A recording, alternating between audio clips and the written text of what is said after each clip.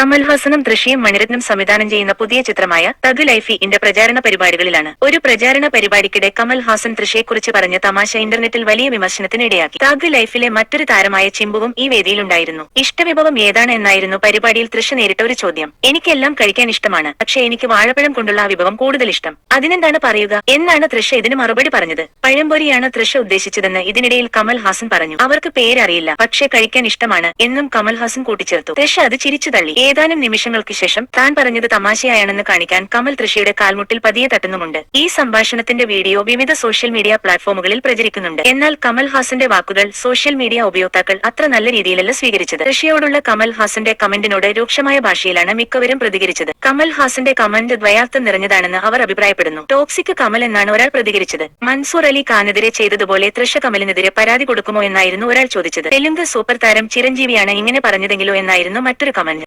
അതേസമയം കമൽഹാസനെ പിന്തുണച്ചും പ്രതികരണങ്ങൾ വരുന്നുണ്ട്. കമൽ പറഞ്ഞതിൽ ദ്വയാർത്ഥമോ അധിക്ഷേപമോ ഇല്ലെന്നും ഒരാൾ എഴുതി. കമൽഹാസൻ ഇത് തമാശയായിട്ടാണ് ഉദ്ദേശിച്ചതെന്ന് വ്യക്തമാണ്, പക്ഷേ അദ്ദേഹം തിരഞ്ഞെടുത്ത വാക്കുകൾ തെറ്റായിരുന്നു. പിന്നീട് അത് തിരിച്ചറിഞ്ഞ് സാഹചര്യം മോശമാക്കാതിരിക്കാൻ അദ്ദേഹം ശ്രമിക്കുകയും ചെയ്തു. വിഷയം മാറ്റിയ അവതാരകന് നന്ദി പറയുകയും ചെയ്യുന്നുവെന്നും കമന്റുണ്ട്.